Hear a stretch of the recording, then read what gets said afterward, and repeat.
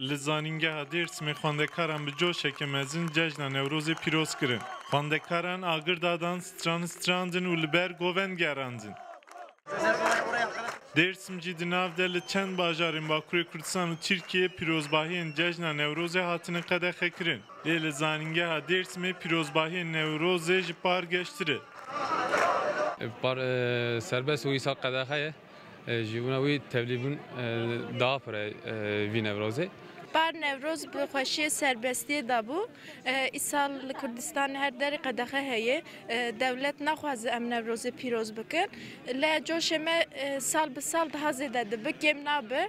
Ez Newrozê hemû cîhanê Kurdistanê pîroz dikim. Newroza îsal îse qedexeye.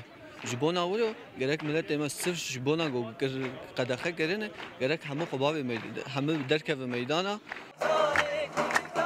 Ev çend salên borî pîrozbahiyên cejna Newrozê li Bakurê Kurdistanê wekî mîhrîjan û karnaval derbas bûn. Lêbelê îsal welatî Newrozê di nava mij û morana şer û pevçûn û qedexeyan de pêşwazî dikin. Newroz her dem ji Kurdar ji deha ku heya kawa heya niha em zanin ku ji Kurdar dema serhildanê destpêkirina serhildanê ev dema de jî ji Kurdar coşik pêşiya me yî gukarî bibe serhildanek mezin serrabûnek mezin. Esmer Newroz rindo park rindo. Tabi Esmer savaş isto. Hola millet kırker. Yasak esta. Ez zank kesni mineno. Newroz isma mübarek o. جشن نوروز پیروز کن همون کرداره نوروز ایسا وقت سال دن یعنی این سال گره دام ملت به دست بکه برخودانا کرده به نوروز geçti be.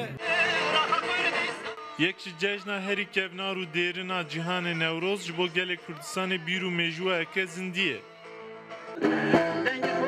Newroza ku sersala gelê nariyê diyarê Kurdistanê wekî mizgînî û vejîna bihara netewîbûnê dibînin.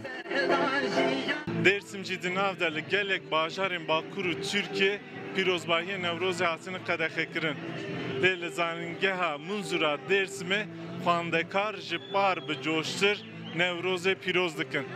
Serkanên ce Rûdaw ji zanîngeha Dêrsimê.